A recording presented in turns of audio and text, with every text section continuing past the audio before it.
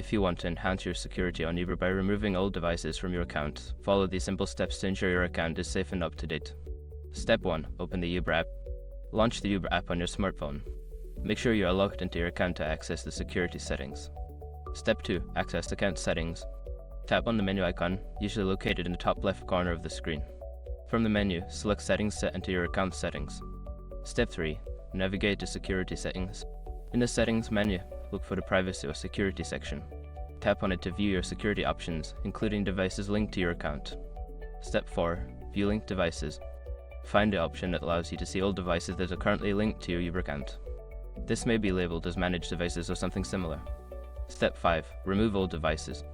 Review the list of linked devices and select any that you no longer use or recognize. Follow the prompts to remove these devices from your account.